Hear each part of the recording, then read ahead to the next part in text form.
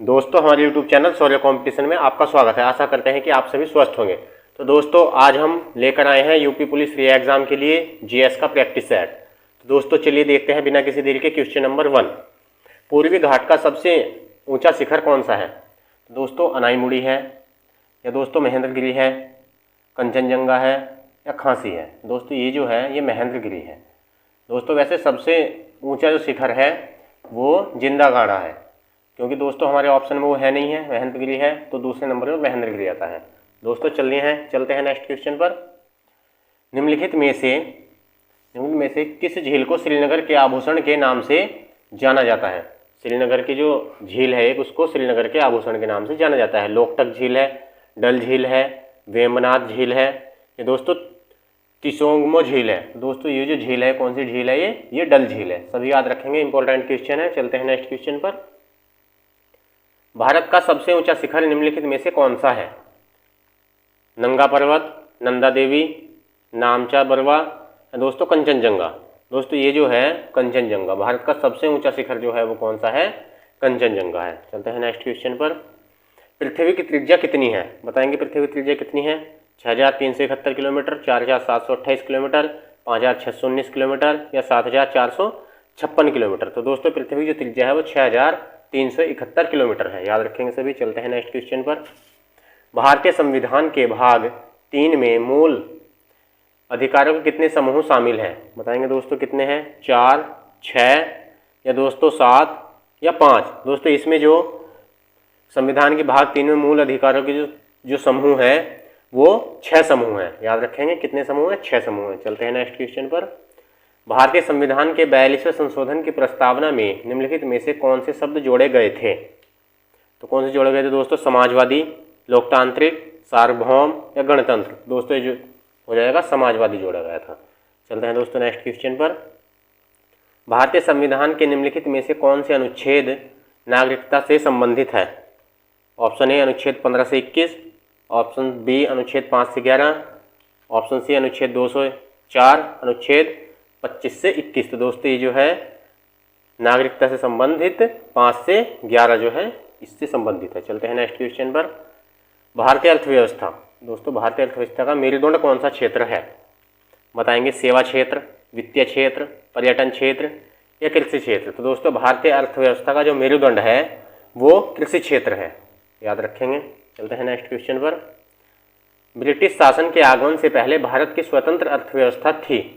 उस समय निम्नलिखित में से कौन सा प्रमुख व्यवसाय नहीं था? बताएंगे कौन सा नहीं था? कृषि नहीं था, या दोस्तों हस्तशिल्प नहीं था, निर्माण नहीं था, दोस्तों पर्यटन नहीं था। दोस्तों, उस समय पर पर्यटन नहीं था। ठीक है, व्यवसाय का निर्माण जो पर्यटन नहीं था। चलते हैं दोस्तों नेक्स्ट क्वेश्चन पर। जब हरे रंग की पत्ती को लाल प्रकाश में देखा जाता है तो वह किस रंग की दिखाई देती है? काला, नीला, हरा, दोस्तों लाल। तो दोस्तों, जब हरे रंग की पत्ती को लाल प्रकाश में देखा जाता है तो वह कैसी? काली दिखाई देती है। याद रखें, कैसी दिखाई देती है? काली दिखाई देती है। चलते हैं नेक्स्ट क्वेश्चन पर। स्पष्ट आकाश का रंग नीला किसके कारण होता है? प्रकाश के विवर्तन, प्रकाश के फैलाव, प्रकाश के परावर्तन, दोस्तों प्रकाश के अपवर्तन। तो ये जो होता है दोस्तों प्रकाश के फैलाव के कारण आकाश का नीला रंग होता है। चलते हैं नेक्स्ट क्वेश्चन पर। जीएमटी का पूर्ण रूप क्या है? Greenwich mega time, Greenwich mean time, Greenwich mid time, या गोल्ड मीन टाइम। तो दोस्तों, जीएमटी का पूर्ण रूप जो है, जीएमटी का पूर्ण रूप है ग्रीनविच मीन टाइम। याद रखेंगे। चलते हैं दोस्तों नए क्वेश्चन पर। कर्क रेखा से होकर नहीं गुजरती है। कर्क रेखा से कौन सी राज्य से नहीं होकर गुजरती है? राजस्थान से, छत्तीसगढ़ से, ओडिशा से, त्रिपुरा से। तो दोस्तों, ये कहाँ से होकर नहीं गुजरती है? ये ओडिशा से होकर नहीं गुजरती है। दोस्तों, ये कितने राज्य से होकर गुजरती है? ये भारत के 8 राज्य से होकर गुजरती है। कौन कौन से? गुजरात से, राजस्थान से, मध्य प्रदेश से, छत्तीसगढ़ से, और दोस्तों झारखंड से, पश्चिम बंगाल से, वेस्ट बंगाल से, और दोस्तों त्रिपुरा से और मिजोरम से। चलते हैं नेक्स्ट क्वेश्चन पर। चौरी चौरा भारत के किस राज्य में है? महाराष्ट्र में, उत्तर प्रदेश में, या दोस्तों गुजरात में, या दोस्तों बिहार में। तो दोस्तों चौरी चौरा जो स्थित है वो कहाँ पर स्थित है, वो उत्तर प्रदेश में स्थित है। और दोस्तों ये कब, 15 फरवरी 1922 को चौरी चौरा नामक जगह पर किसानों के जुलूस पर गोली चलाए जाने के कारण क्रुद्ध भीड़ में थाने में आग लगा दी थी। जो 23 सिपाही इसमें क्या हो गए थे, 23 सिपाहियों की इसमें मृत्यु हो गई थी। तो महात्मा गांधी जी ने क्या कर लिया था, असहयोग आंदोलन अपना वापस ले लिया था। ठीक है दोस्तों, ये जो थाने में आग लगी थी वो स्थान क्या था, चौरी चौरा। चलते हैं दोस्तों नेक्स्ट क्वेश्चन पर। क्या 1917 में चंपारण सत्याग्रह किस राज्य में प्रारंभ किया गया था? ऑप्शन ए पंजाब में, उत्तर प्रदेश में, बिहार में, या दोस्तों हरियाणा में। तो दोस्तों ये जो शुरू किया गया था चंपारण सत्याग्रह है, ये कहाँ पर किया गया था, ये किया गया था दोस्तों कहाँ पर, बिहार में, याद रखेंगे। चलते हैं नेक्स्ट क्वेश्चन पर। इनमें से किसे भारत के ग्रैंड ओल्ड मैन के नाम से जाना जाता है? दादा भाई नौरोजी, WC बनर्जी, फिरोज शाह मेहता, सुरेंद्र नाथ बनर्जी। दोस्तों ये जो जाना जाता है ग्रैंड ओल्ड मैन के नाम से, ये दादा भाई नौरोजी को जाना जाता है। दोस्तों 1866, याद रखेंगे, 1866 में ईस्ट इंडियन एसोसिएशन की स्थापना की गई थी। और 1886, 1893 और 1906 में कांग्रेस का अध्यक्ष भी चुना गया था इनको, किनको, दादा भाई नौरोजी को। चलते हैं नेक्स्ट क्वेश्चन पर। निम्नलिखित में से किसको लोकनायक के रूप में जाना जाता है? CF एंड्रयूज, जयप्रकाश नारायण, चित्तरंजन दास, या दोस्तों आशुतोष मुखर्जी। दोस्तों ये जो जाना जाता है लोकनायक के रूप में, किन्हें जाना जाता है, ये जाना जाता है जयप्रकाश नारायण को। दोस्तों लोकनायक के रूप में जयप्रकाश नारायण को जाना जाता है। और समग्र क्रांति का नारा जयप्रकाश नारायण ने दिया था, समग्र क्रांति का नारा। चलते हैं दोस्तों नेक्स्ट क्वेश्चन पर, याद रखेंगे। प्रसिद्ध युद्ध नारा चलो दिल्ली किसने दिया था, या दिल्ली चलो किसने दिया था? लाला लाजपत राय, सुभाष चंद्र बोस, या दोस्तों भगत सिंह ने, या चंद्रशेखर राय ने? तो दोस्तों ये जो दिया था, ये दिया था सुभाष चंद्र बोस ने। दोस्तों यार ये दिया कहाँ पर था, ये दिया था सिंगापुर में।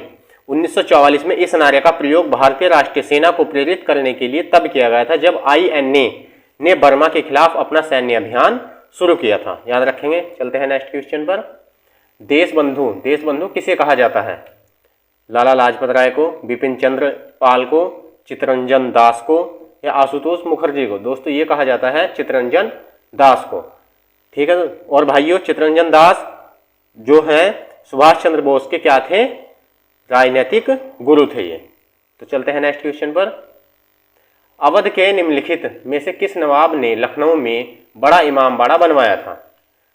आसफ उद्दौला ने, आसिफ जहां मिर्जा ने, शुजाउद्दौला ने, यामिन उद्दौला ने? तो दोस्तों ये जो बनवाया था, ये बनवाया था आसफ उद्दौला ने। और दोस्तों 1784 में मगध के चौथे जो नवाब थे आसफ उद्दौला के द्वारा दोस्तों ये बनाया गया था। दोस्तों चलते हैं नेक्स्ट क्वेश्चन पर।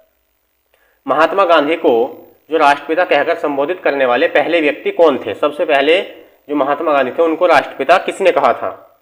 सरदार पटेल जी ने, जवाहरलाल नेहरू ने, सुभाष चंद्र बोस ने, लाला लाजपत राय ने? तो दोस्तों सबसे पहले इनको कहा था सुभाष चंद्र बोस ने। उन्होंने जुलाई 1944 में रंगून रेडियो स्टेशन में एक संदेश प्रसारित करते हुए राष्ट्रपिता महात्मा गांधी को कहा था। जबकि 12 अप्रैल 1919 को रविन्द्रनाथ टैगोर ने गांधी जी को महात्मा कहकर संबोधित किया था। 1919 में रविन्द्रनाथ टैगोर ने क्या कहा था? महात्मा कहा था।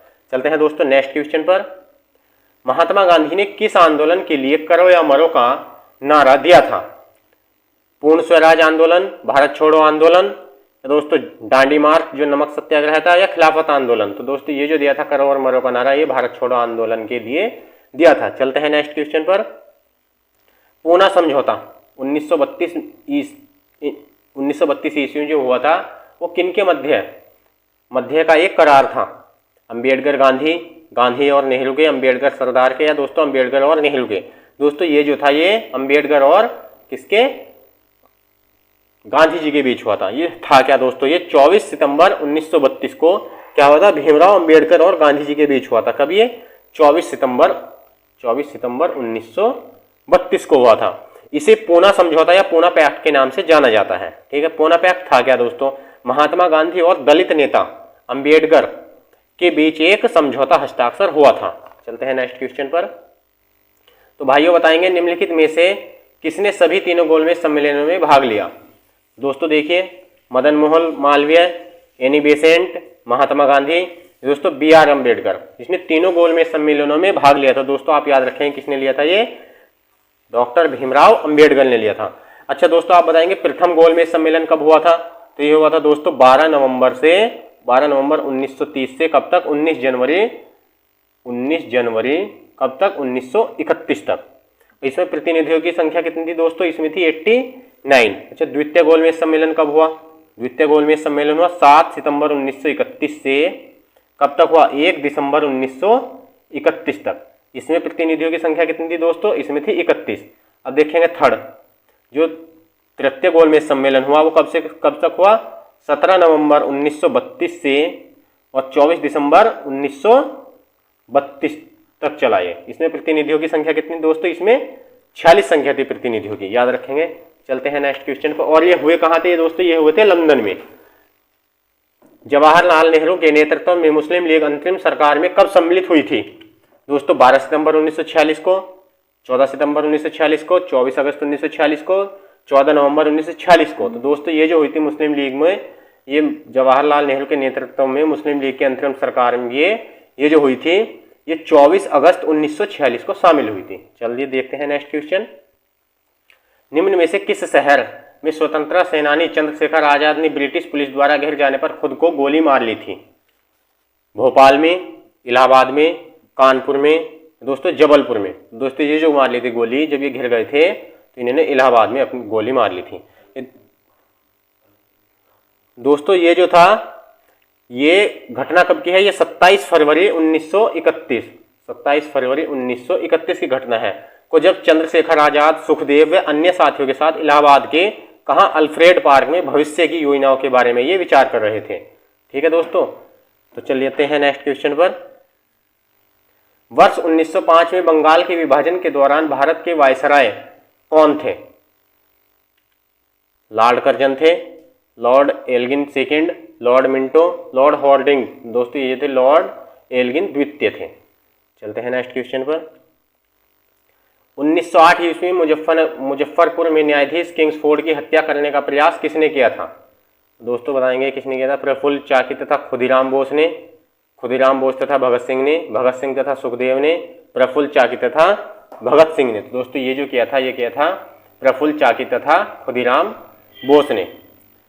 ठीक है दोस्तों, ये प्रफुल्ल चाकी हत्या और खुदीराम बोस कब किया था दोस्तों, ये इनको जो हुई थी, फांसी हो गई थी दोस्तों, इनको कब हुई थी, 11 अगस्त 1908 को। चलते हैं नेक्स्ट क्वेश्चन पर। पूर्ण स्वराज की मांग करने वाले प्रथम कार्यकर्ता का नाम बताइए, कौन है, अहमद आजादी, बिपिन चंद्र पाल, बाल गंगाधर तिलक, हसरत मोहानी। दोस्तों ये जो थे पूर्ण स्वराज की मांग करने वाले प्रथम कार्यकर्ता कौन थे, हसरत मोहानी थे। चलते हैं नेक्स्ट क्वेश्चन पर। मेरठ छावनी, जो मेरठ छावनी है, 1857 के सैनिक विद्रोह की शुरुआत कब हुई थी, 8 मई 1857 को, 11 मई 1857, 10 मई 1857, 9 मई 1857। तो दोस्तों मेरठ छावनी से जो इसका विद्रोह हुआ था, सैनिक विद्रोह, वो हुआ था 10 मई 1857। चलते हैं नेक्स्ट क्वेश्चन पर। निम्नलिखित में से किनके द्वारा 1857 की क्रांति की शुरुआत की गई थी, सिपाहियों, बागान श्रमिकों, किसानों, दोस्तों जमींदारों। तो दोस्तों ये जो की गई थी, ये किसके, सिपाहियों के द्वारा की गई थी। और दोस्तों इस क्रांति की शुरुआत 10 मई 1857 से की गई थी। चलते हैं नेक्स्ट क्वेश्चन पर। हंटर आयोग ने किसके विकास पर अधिक बल दिया, प्राथमिक शिक्षा, माध्यमिक शिक्षा, स्त्री शिक्षा, तकनीकी शिक्षा। तो दोस्तों हंटर आयोग ने जो दिया था वो प्राथमिक शिक्षा पर विकास पर अधिक बल दिया था। चलते हैं नेक्स्ट क्वेश्चन पर। स्थायी बंदोबस्त सबसे पहले शुरू किया गया था, बंगाल और बिहार, उड़ीसा और उत्तर प्रदेश, गुजरात में या राजस्थान में। दोस्तों ये कहाँ पर किया गया था, ये बंगाल और बिहार में किया गया था। चलते हैं नेक्स्ट क्वेश्चन पर। अमीर खुसरो का जन्म स्थान क्या है, एटा, कासगंज, कन्नौज, लखनऊ। दोस्तों अमीर खुसरो का जो जन्म स्थान है वो क्या है, वो कासगंज है, याद रखेंगे क्या है, कासगंज। चलते हैं नेक्स्ट क्वेश्चन पर। पानीपत की पहली लड़ाई किस वर्ष में लड़ी गई थी, 1521, 1526, 1556 या दोस्तों 1761। दोस्तों ये जो लड़ी गई थी ये 1526 में लड़ी गई थी। ठीक है, और इसमें कौन कौन, मुगल वंश के संस्थापक कौन, बाबर, और लोधी वंश के शासक इब्राहिम लोधी। ठीक है दोस्तों, और ये इसमें जो बाबर की जीत हुई थी और इब्राहिम लोधी की हार हुई थी, ये हुई कब थी? ये 21 अप्रैल 1526 को हुई थी। चलते हैं नेक्स्ट क्वेश्चन पर। प्रधानमंत्री नरेंद्र मोदी, जो हमारे प्रधानमंत्री नरेंद्र मोदी ने कहाँ पर 23 फरवरी 2024 को उत्तर प्रदेश के पहले अंतर्राष्ट्रीय शूटिंग रेंज का लोकार्पण किया है? वाराणसी, प्रयागराज, कानपुर, लखनऊ। तो दोस्तों ये जो किया है, ये किया है वाराणसी में। चलते हैं नेक्स्ट क्वेश्चन पर।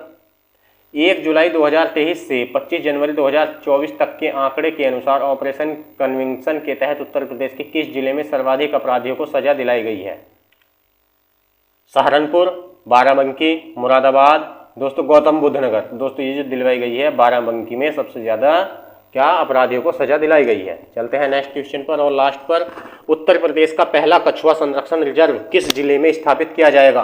गोंडा में, बस्ती में, झांसी में या दोस्तों एटा में? दोस्तों ये जो किया जाएगा, गोंडा में किया जाएगा। तो दोस्तों ऐसे ही यूपी पुलिस री एग्ज़ाम के लिए हिंदी, जीएस और रीजनिंग के प्रैक्टिस सेट देखने के लिए चैनल को सब्सक्राइब और वीडियो को लाइक करें। और दोस्तों हमारे इसी चैनल पर अगर आप किसी भी एग्ज़ाम की तैयारी कर रहे हैं तो हमारे इसी एग्ज़ाम चैनल पर विस्तार से सुबह को डेली करंट अफेयर्स कराया जाता है। धन्यवाद।